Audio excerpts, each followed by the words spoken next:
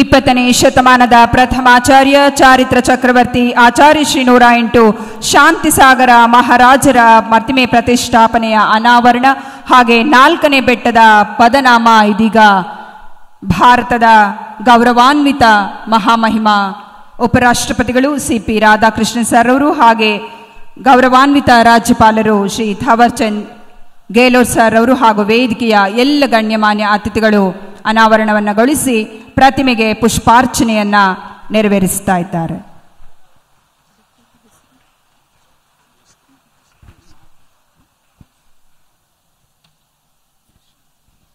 ಅದೇ ರೀತಿಯಾಗಿ 4ನೇ ಬೆಟ್ಟದ ಹೆಸರು ಇದೀಗ ಅನಾವರಣ ಆಗ್ತಾ ಇದೆ.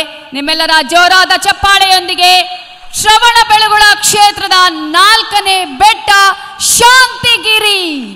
ಶಾಂತಿಗಿರಿ ಬೆಟ್ಟದ ಇದೀಗ ನಾಮಕರಣ ಅನಾವರಣ ಆಗ್ತಾ ಇದೆ. ಅದೇ ರೀತಿಯಾಗಿ ನಮ್ಮ ಇವತ್ತಿನ ಈ ಕಾರ್ಯಕ್ರಮದಲ್ಲಿ ಬೃಹತ್ ಶಿಲಾಶಾಸನದ ಉದ್ಘಾಟನೆಯನ್ನ ಅನಾವರಣವನ್ನ ಉಕ್ಕು ಮತ್ತು ಭಾರಿ ಕೈಗಾರಿಕಾ ಸಚಿವರಾಗಿರುವಂತಹ ಎಚ್.ಡಿ. ಕುಮಾರಸ್ವಾಮಿ ಅವರು ನೆರವೇರಿಸ್ತಾ ಇದ್ದಾರೆ. ಶಾಂತಿಗಿರಿ ಬೆಟ್ಟದ ನಾಮಕರಣ ಆಗಿದೆ. ಅದೇ ರೀತಿಯಾಗಿ ಆಚಾರ್ಯ ಶ್ರೀ 108 ಶಾಂತಿಸಾಗರ ಮಹಾರಾಜರ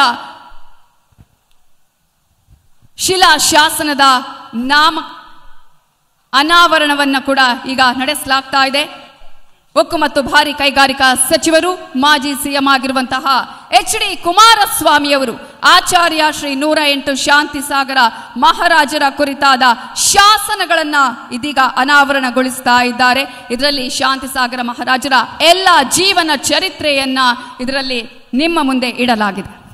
ಇದನ್ನ ಬೆಟ್ಟದಲ್ಲಿ ಶಿಲಾಶಾಸನವನ್ನ ಪ್ರತಿಷ್ಠಾಪಿಸಲಾಗಿದೆ. ಎಲ್ಲ ಮಾಹಿತಿಯನ್ನ ಕೂಡ ಅದರಲ್ಲಿ ನೀಡಲಾಗಿದೆ.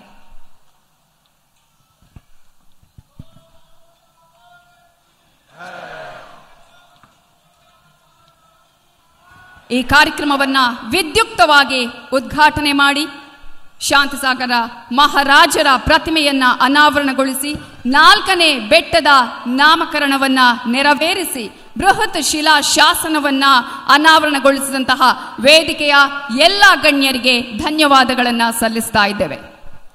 ಆತ್ಮೀಯ ಸಧರ್ಮ ಬಾಂಧುಗಳೇ, ಇದು